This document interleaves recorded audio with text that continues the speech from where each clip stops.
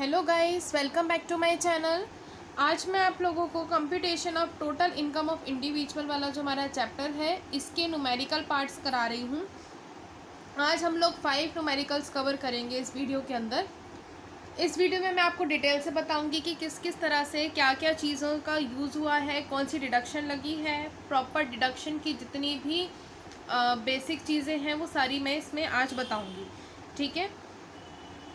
इस चैप्टर के न्यूमेरिकल मेरे से किसी ने रिक्वेस्ट किए थे, तो उन्हीं के रिक्वेस्ट पर मैं ये वीडियो बना रही हूँ। तो आइए स्टार्ट करते हैं। हमारा सबसे पहला जो क्वेश्चन है वो है the following are the particulars of income of Shrimati Manorama Devi. ठीक है। अब उसको जो है सबसे पहले उन्होंने बोला कि उसको सैलरी मिल रही है 15,000 पर मंथ की। Her employer had provided her with an unfurnished accommodation in Delhi at ₹6,000 per annum. 6,000 per annum पर वो सारी जितनी भी एकोमोडेशन है, एकोमोडेशन कौन सी दे रहा है? अनफर्निश्ड वाली, यानी उसको कोई फर्नीचर साथ में नहीं मिल रहा। The fair rent of which is 30,000 per annum, जिसका फेयर रेंट क्या है? 30,000 है पर एनम का। उसकी इन्वेस्टमेंट्स ये रही, यानी जो मनोरमा देवी है उन्होंने कहीं कहीं इन्वेस्ट कर रखा है। तो पहली इन्वेस्टमेंट है 10% राजस्थान गवर्नमेंट बॉन्ड्स के अंदर किया हुआ है जो कि 50,000 रुपीज़ के हैं। उसके बाद है 10% जो है गवर्नमेंट बॉन्ड्स में किया हुआ है जो कि 20,000 रुपीज़ के हैं।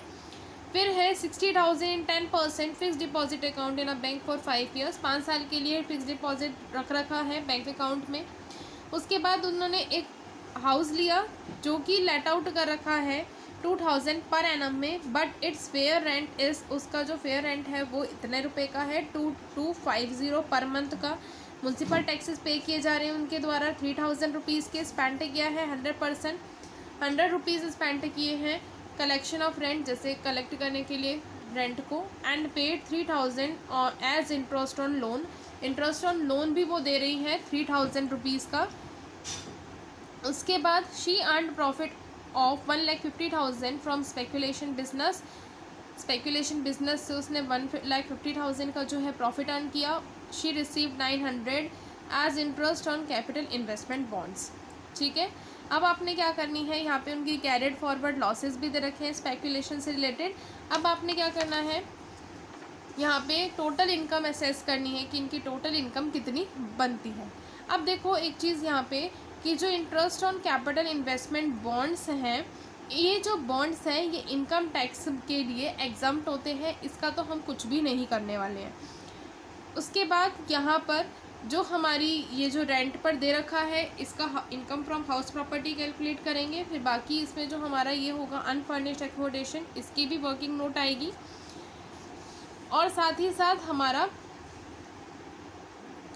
ये जो लॉस है 4,000 रुपीज़ का ये भी आएगा, और ये भी स्पेकुलेशन लॉस है, यानी स्पेकुलेशन से ही लॉस हुआ है, तो स्पेकुलेशन का जो प्रॉफिट होगा ये उसमें से सेट ऑफ हो जाएगा। अब देखिए इस क्वेश्चन को करना कैसे है। सबसे पहले आप लिखेंगे computation of total income of individual. ठीक है। उसके बाद income from salary, income from salary निकालेंगे। अब देखिए बेसिक सैलरी उनको कितनी मिल रही थी? 15,000 पर मंथ की मिल रही थी।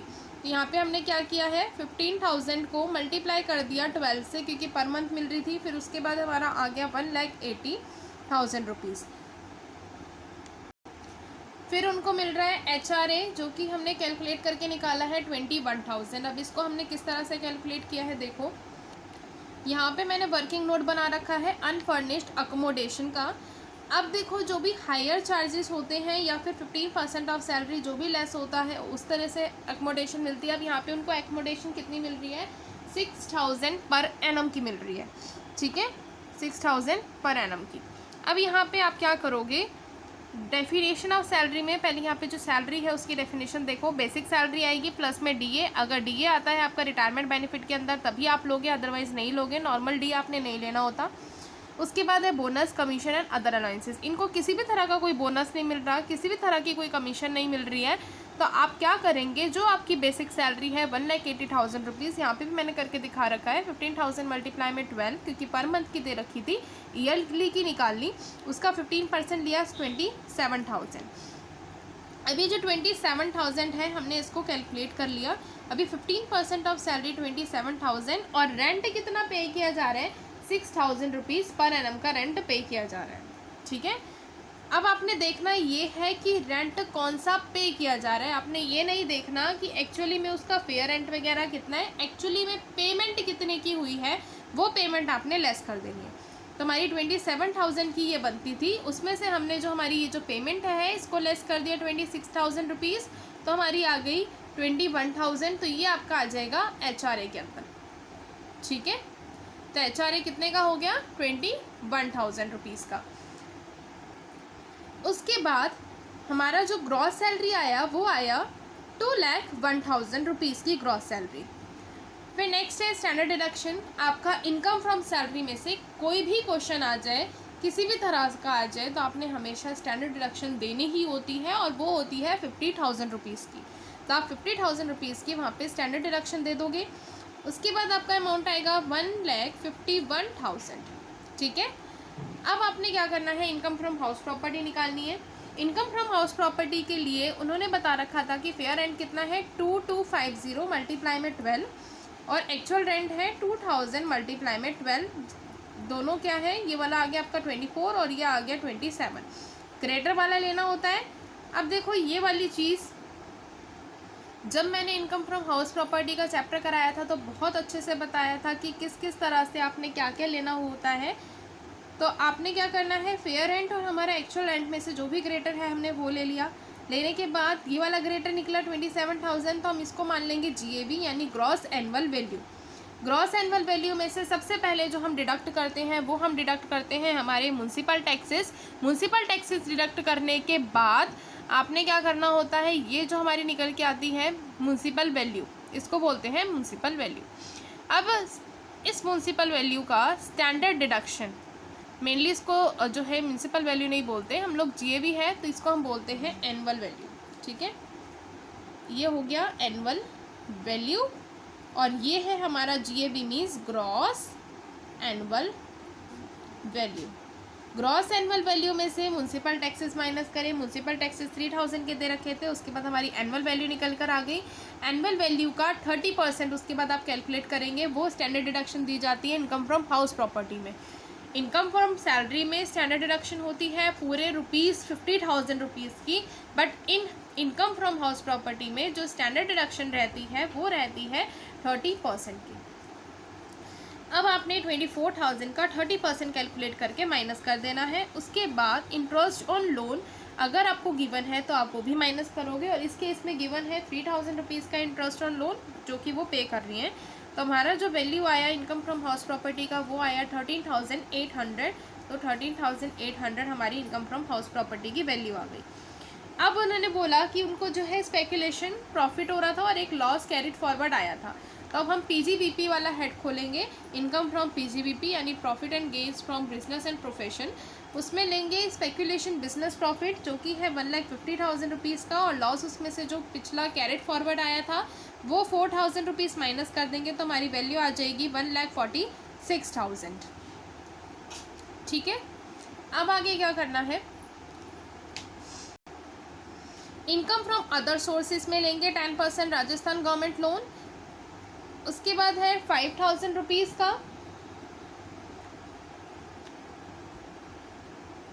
अब ये 5,000 रुपीज़ कैसे आया, जो आपका राजस्थान गवर्नमेंट लोन था उसकी वैल्यू दे रखी थी 50,000, और 50,000 का हमने निकाला 10% तो आ गया 5,000। इसी तरह से गवर्नमेंट बॉन्ड जो है वो 10% रुपीज़ का है, इसका वैल्यू आपको दे रखा था 24,000। 24,000 का 10% कैलकुलेट करोगे तो आ जाएगा 2,400।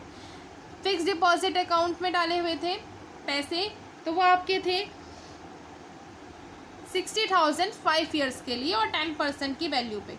तो अब 10% निकालेंगे 60,000 का तो वो आ जाएगा 6,000। तो टोटल इनकम आ गई हमारी इनकम फ्रॉम अदर सोर्सेज में से 13,400। अब आप जो है income from house property, salary, PGBP और इनकम फ्रॉम अदर सोर्सेज सारी ऐड करोगे और लिख दोगे टोटल इनकम, ठीक है।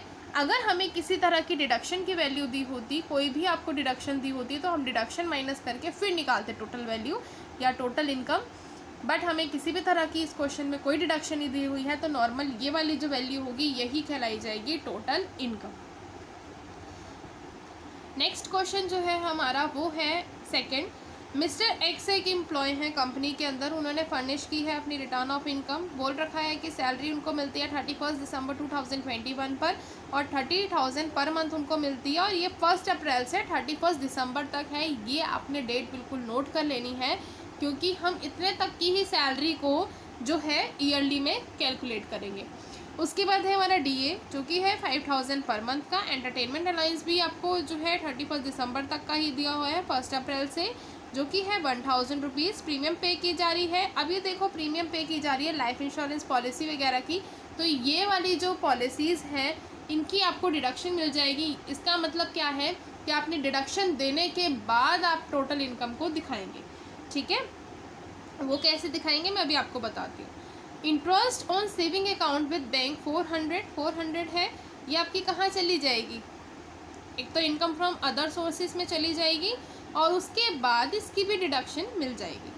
अब देखो यहाँ पे इन्होंने कोई एज नहीं बता रखी है इस एम्प्लॉय की, जो एक्स एम्प्लॉय उन्होंने बता रखा है उसकी कोई एज नहीं है। तो एज नहीं है तो फिर हम लोग इसके ऊपर कौन सा सेक्शन अप्लाई करेंगे वो भी मैं आपको भी बताऊँगी। उसके बाद नेक्स्ट है own house in his own town was occupied his brother-in-law free of rent. The annual letting value of the house according to municipal valuation is 2,000 and municipal taxes उसके ऊपर 400 के पे किए जा रहे हैं।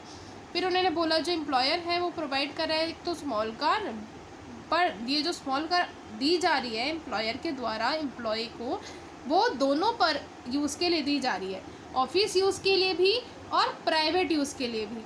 ये भी जब मैंने आपको सैलरी चैप्टर कराया था बहुत डिटेल में बताया था कि अगर हम ऑफिस यूज़ के लिए यूज़ कर रहे हैं तो किस तरह से हम लोग डिडक्शन देंगे। अगर सिर्फ प्राइवेट यूज़ के लिए कार यूज़ की जा रही है, चाहे वो स्मॉल है चाहे लार्ज है, हर एक केस का मैंने आपको बिल्कुल डिटेल में बताया था, बट अभी फ़िलहाल मैं आपको इस केस के रिगार्डिंग ही बता पाऊँगी। फिर नेक्स्ट है the maintenance expenses are meet by the employer. फिर जो मेंटेनेंस के एक्सपेंसेस हैं वो सारे के सारे कौन कर रहा है? एम्प्लॉयर ही मीट कर रहा है। अगर एम्प्लॉय से कुछ मिल जाता तो हम क्या कर लेते, उसमें से डिडक्शन दे देते। ठीक है, जो वैल्यू है उसमें से थोड़ा सा माइनस कर लेते। अब नेक्स्ट है हमें टोटल इनकम बतानी है। मिस्टर एक्स की असेसमेंट ईयर बता रखा है 2022 to 23। उसके बाद देखिए क्वेश्चन नंबर 2, इसका सॉल्यूशन देखो। इनकम फ्रॉम सैलरी आपको दे रखी है 30,000 की, अब 9 मंथ्स की होगी क्योंकि आपका जनवरी, फरवरी और मार्च कैलकुलेट नहीं होगा, तो आप 9 मंथ्स की कैलकुलेट करेंगे। डीए 9 मंथ्स का कैलकुलेट किया, इसी तरह से एंटरटेनमेंट अलायंस आपने 9 मंथ्स का कैलकुलेट किया। Life insurance premium paid by employer, यहाँ पे ये चीज़ अलग थी कि एम्प्लॉयर पे कर रहा है तो वो एग्जम्प्ट हो जाएगी। ठीक है, उसके बाद यहाँ पे है इंश्योरेंस फॉर बेनिफिट, बेनिफिट के लिए दिया जा रहा है इंश्योरेंस, तो वो 600 रुपीज़ का आ जाएगा। स्मॉल कार दी जा रही है, अब ये कार दोनों पर्पज़ के लिए यूज़ की जा रही है, तो आप क्या करोगे 1800 रुपीज़ का अमाउंट उठाओगे। आपको बेशक वैल्यू नहीं गिवन, तो आप क्या करेंगे, देखो वैल्यू तो आपको कभी भी गिवन नहीं होगी इन केसेस के अंदर। इन केसेस के अंदर अमाउंट जो है वो चेंज हो जाएगा। जैसे कि 2400 लार्ज कार के लिए हो जाता है, तो आपने ये देखना होगा कि कौन सा केस है। ये आपका दोनों का केस है, प्राइवेट यूज़ के लिए भी और ऑफिशियल यूज़ के लिए भी। तो 1800 वो भी 9 मंथ्स के लिए। उसके बाद आपकी जो सैलरी आएगी वो आ जाएगी ग्रॉस सैलरी, और स्टैंडर्ड डिडक्शन तो हम देते ही हैं सैलरी में, वो आ जाएगी 50,000 रुपीज़ की। उसके बाद ये जो आएगी आपकी नेट सैलरी निकल कर आ जाएगी, या फिर आप बोल सकते हैं इनकम फ्रॉम सैलरी। अब आपने हाउस प्रॉपर्टी से इनकम निकालनी है। अब यहाँ पे देखो उन्होंने बता दिया कि म्यूनसिपल वैल्यू जो है वो है 2,000 रुपीज़ की। ठीक है, और म्यूनसिपल वैल्यू 2,000 रुपीज़ की है।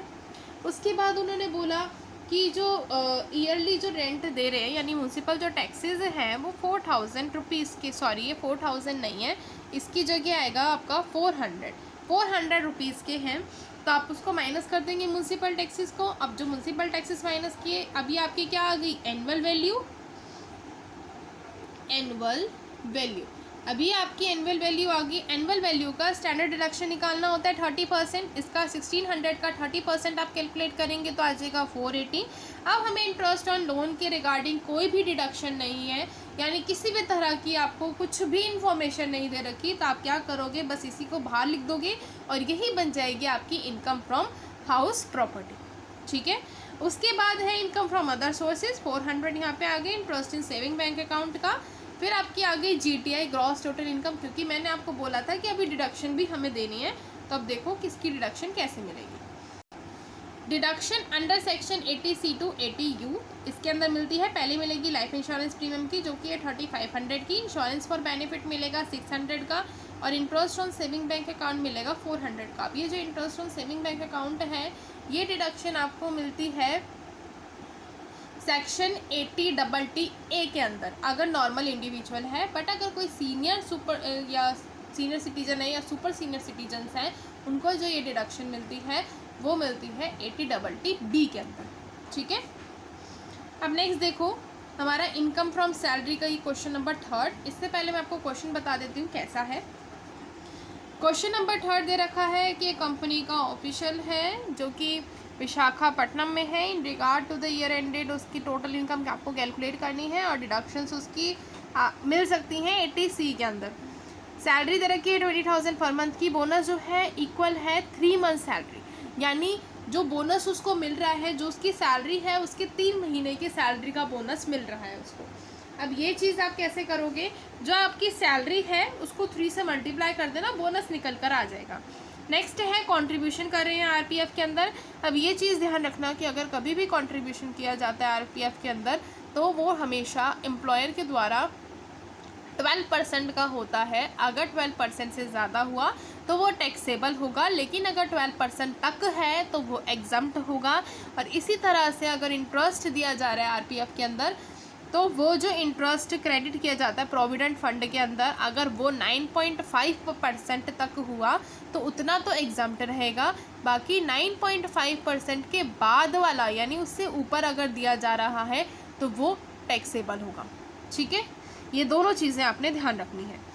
उसके बाद देखो यहाँ पे contribution to recognise provident fund के अंदर 12% सैलरी का दिया जा रहा है, तो ये तो देखिए एग्जम्प्ट हो जाएगा। इसी तरह से इंटरेस्ट जो है वो 9.5% का दिया जा रहा है, और इसका अमाउंट बता रखा है 6575, ये भी एग्जम्प्ट हो जाएगा। He is in receipt of entertainment allowance, entertainment allowance की उसको रिसिप्ट मिली है जो कि है 1000 rupees per month, which he claims he has to spend in its entirety.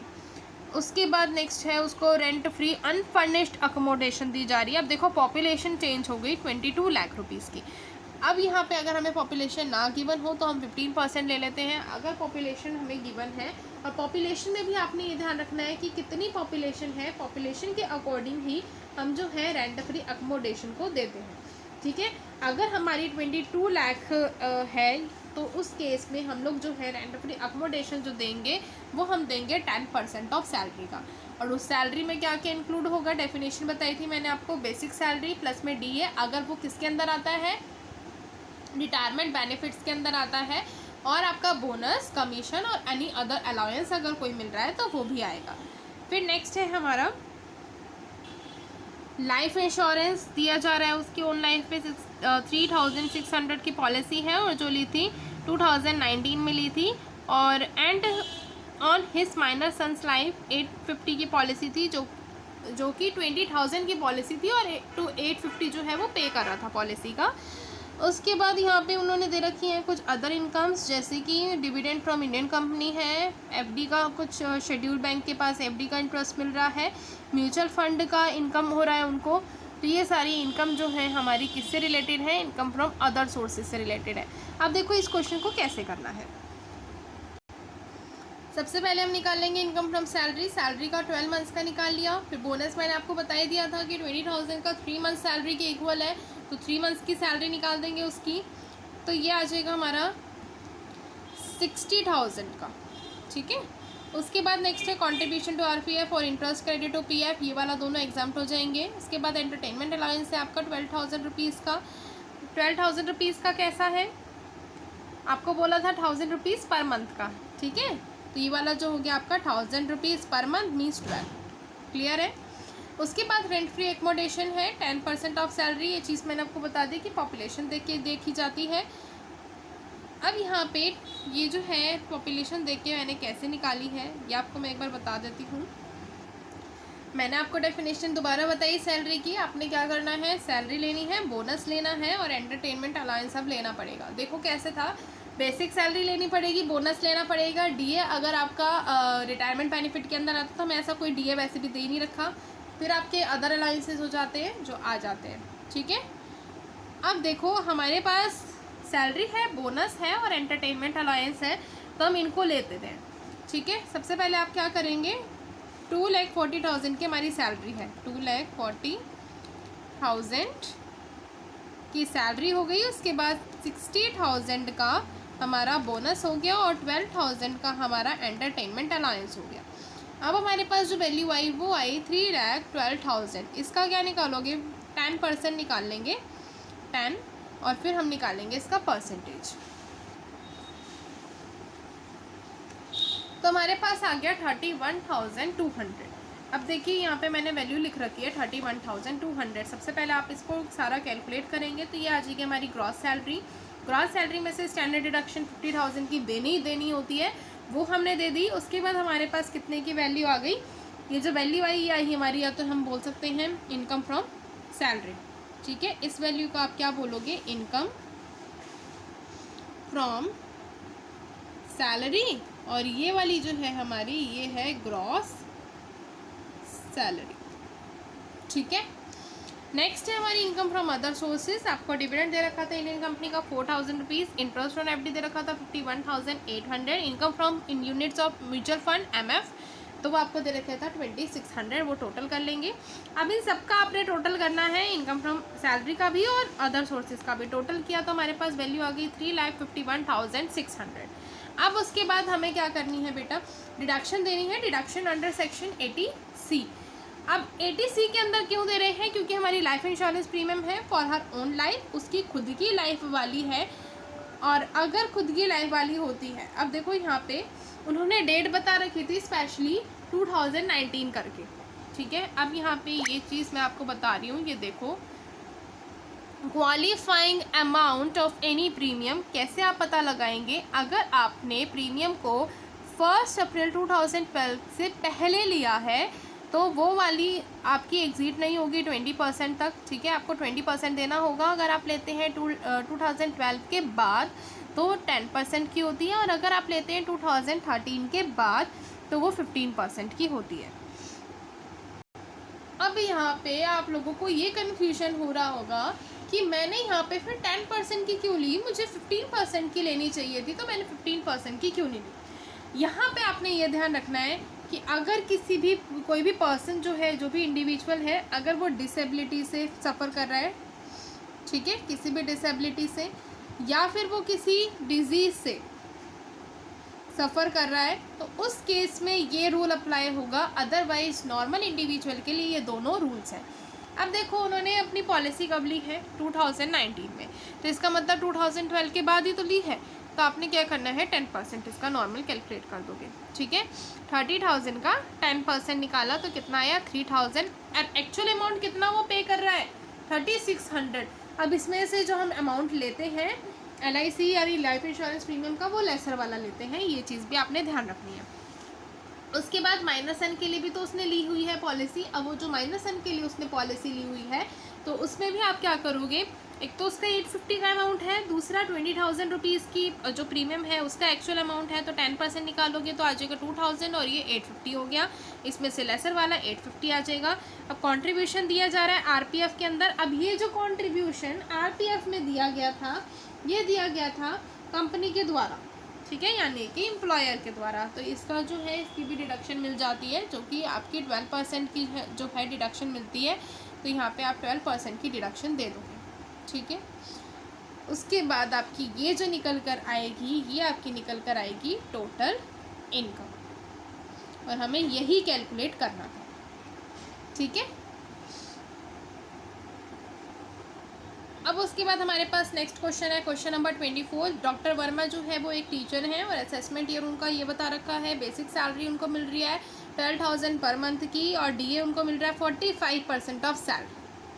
अब ये चीज़ भी आपने ध्यान रखनी है, पहले आप पूरी सैलरी कैलकुलेट करोगे, उसके बाद उसका 45% निकालोगे। फिर नेक्स्ट है वार्डनशिप अलाउंस मिल रहा है, एग्जामिनरशिप रेम्यूनरेशन मिल रही है, रॉयल्टी मिल रही है बुक में से, और कंप्यूटेड है, आपको कैलकुलेट करने की कोई ज़रूरत नहीं है। रॉयल्टी ऑफ बुक्स जो होती हैं कई बार आपको कैलकुलेट करना पड़ जाता है, तो यहाँ पे कंप्यूटेड वर्ड है, इसका मतलब आपको कैलकुलेट नहीं करना। नेक्स्ट है gross interest on government securities है। फिर आपका टैक्स फ्री डिबेंचर्स है और डिबेंचर्स इशू किए गए हैं पब्लिक सेक्टर के द्वारा और नोटिफाइड भी हैं। फिर नेक्स्ट है dividend on shares for foreign company 2500 की इनकम फ्रॉम हाउस प्रॉपर्टी। अब ये देखो आपको इनकम फ्रॉम हाउस प्रॉपर्टी भी कैलकुलेटेड दी हुई है 1,60,000 रुपीज़ की। अगर ये कैलकुलेटेड ना होती, अदर कोई वैल्यूज़ होती तो आप उसको कैलकुलेट करते। अगर मान लो ये कैलकुलेट ना होती, कंप्यूटेड ना लिखा होता, तो आप क्या करते, एटलीस्ट कम से कम आप उसका म्युनिसिपल टैक्स तो काट लेते अगर दे रखा होता, और नहीं दे रखा होता तो स्टैंडर्ड डिडक्शन तो देते ही देते। ठीक है, if the computed word is not given. ठीक है, but here computed word is given, then you will take this amount, exactly this amount to your total income. ठीक है, नेक्स्ट है contribution to statutory PF. PF में contribution दिया गया है 5,000 rupees का। फिर पीपीएफ में दिया गया है 12,000 का। प्रीमियम पे की जा रही है मेडिकल इंश्योरेंस पॉलिसी के रिगार्डिंग, वो है 3,000 रुपीज़ की। डोनेशन दी जा रही है 10,000 बाय चेक और अप्रूव्ड चैरिटेबल इंस्टीट्यूशन है। अब यहाँ पे डोनेशन की एक डिडक्शन मिलती है। ठीक है, डोनेशन का अमाउंट किस तरह से आप कैलकुलेट करेंगे, वो सारी चीज़ हम बिल्कुल इसमें भी डिटेल में करेंगे। सबसे पहले क्या लोगे, बेसिक सैलरी ली 12,000 की 12 कर लेंगे 144,000। अब 144,000 का आप निकालेंगे 45%। ठीक है, मैं आपको यहाँ पे एक बार कैलकुलेट करके भी दिखा देती हूँ। 1,44,000 का 45% ना, 45% तो हमारा आया 64,800। यहाँ पे हो गया कैलकुलेटेड। उसके बाद वार्डनशिप अलाउंस है 400 का 12 मंथ्स के लिए, वो आपने ले लिया। फिर उसके बाद ये आपकी निकल कर आएगी ग्रॉस सैलरी। ग्रॉस सैलरी में से स्टैंडर्ड डिडक्शन देंगे 50,000 रुपीज़ की, तो आपकी आ जाएगी income from salary. Income from house property already calculated दी हुई है, तो 1,60,000। उसके बाद रॉयल्टी फ्रॉम बुक्स भी आपको कंप्यूटेड दे रखा था, और कंप्यूटेड में कितना लिखा हुआ था रॉयल्टी फ्रॉम बुक्स में से 22,500। ठीक है, ये एक ज़ीरो एक्स्ट्रा आ गई थी। अब नेक्स्ट है एग्जामिनरशिप रेम्यूनरेशन। ये भी आपकी अदर सोर्स में आती है, तो वो 3,000 है। Interest on tax free debenture 3,000। Dividend from foreign company, Indian company है चाहे फॉरेन कंपनी है, उससे कोई भी डिविडेंड रिसीव्ड होगा वो आपका अदर सोर्सेज के अंदर आएगा। नेक्स्ट है gross interest of government securities, तो वो आपका 5,000 रुपीज़ का है। सारा टोटल करेंगे तो आपका आ जाएगा 36,000 रुपीज़। फिर आपने जीटीआई निकालना है। जीटीआई कैसे निकालोगे, income from salary, income from house property, income from other sources calculate करेंगे, टोटल करेंगे इसका, और आपकी आ जाएगी जीटीआई। जीटीआई में से माइनस करनी है स्टैंडर्ड डिडक्शन, या आप कह सकते हो deduction under the section 80C to 80U। तो 80C में पहले आपकी आ जाएगी स्टैट्यूटरी पीएफ की, जो कि है 5,000 रुपीज़ का स्टैट्यूटरी पीएफ। फिर पीपीएफ है, सॉरी आरपीएफ है, वो है 12,000 रुपीज़ का, आरपीएफ भी दे रखा है। फिर नेक्स्ट है ये जो पीपीएफ ही हो गया, ठीक है, प्रोविडेंट फंड बोल लो या आरपीएफ बोल लो। नेक्स्ट है मेडिकल इंश्योरेंस, ये आपके आ जाएगी 3,000 रुपीज़ की। फिर अंडर 80G के अंदर भी जो है आपको मिलेगी 5,000 रुपीज़ की। फिर टोटल इनकम आपकी कैलकुलेट हो गई। अब 80G वाली जो डिडक्शन है ये आपकी है बेटा डोनेशन से रिलेटेड। अब ये डोनेशन से रिलेटेड जो डिडक्शन है इसको कैसे कैलकुलेट करोगे, इसको देखो ध्यान से। क्वालिफाइंग अमाउंट कैसे निकालोगे, एक्चुअल अमाउंट डोनेटेड, जितना आपने अमाउंट डोनेट किया है, और 10% ऑफ एडजस्टेड जीटीआई। एडजस्टेड जो जीटीआई है उसका 10%, जो भी लेसर वाला अमाउंट होगा वही आपका क्वालिफाइंग अमाउंट होगा।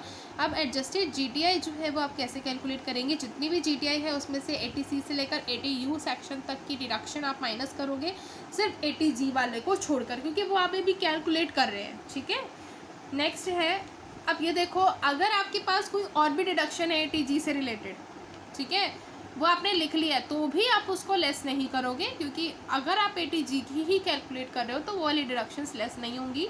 फिर LTCG और STCG अगर अंडर सेक्शन 11A के अंदर आते हैं तो वो भी आप नहीं लोगे। अब एडजस्टेड GTI कैसे निकालोगे, सबसे पहले आपका GTI कितना है, ये देखो 359600, 359600, इसमें से माइनस करना है आपने deduction under section 80C to 80U।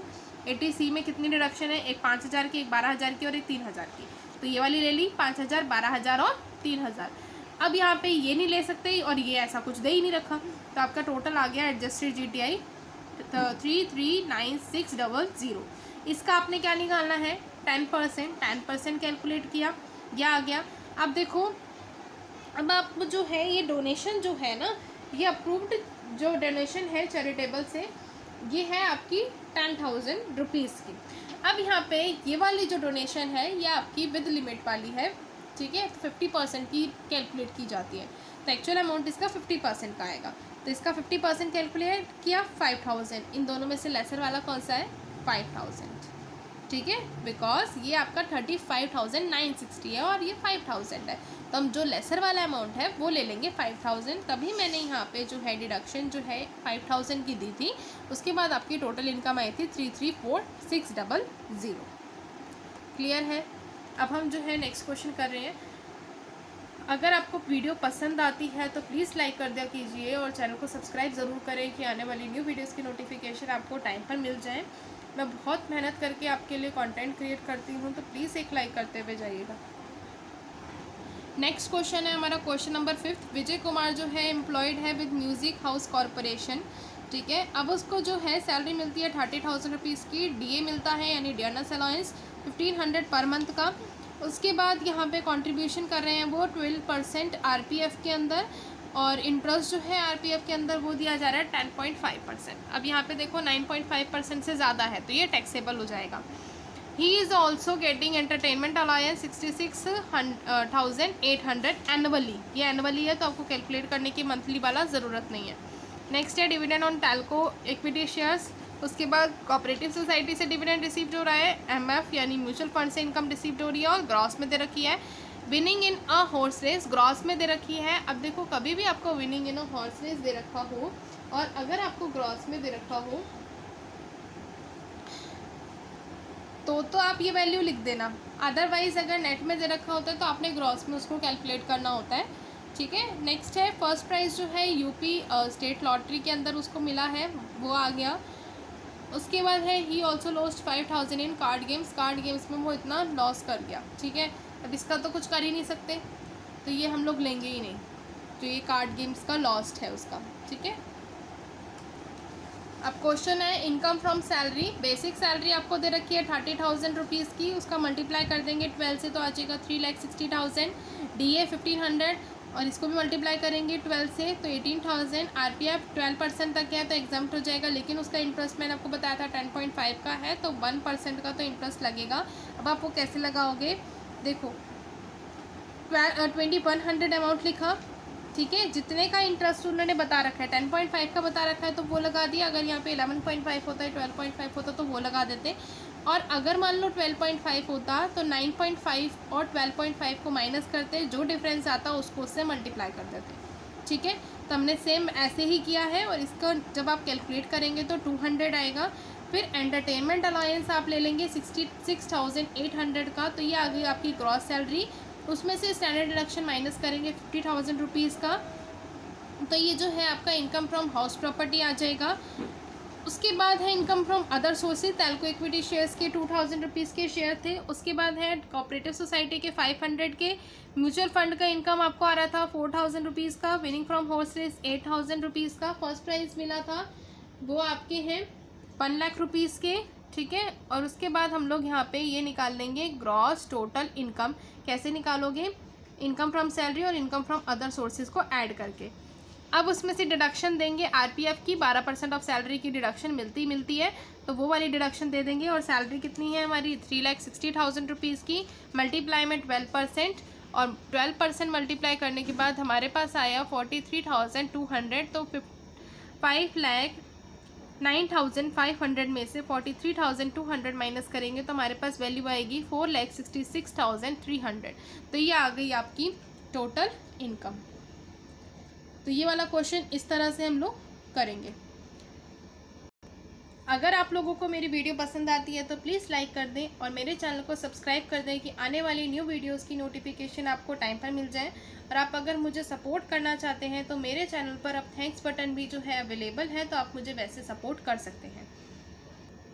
मिलते हैं नेक्स्ट वीडियो में, बाय बाय।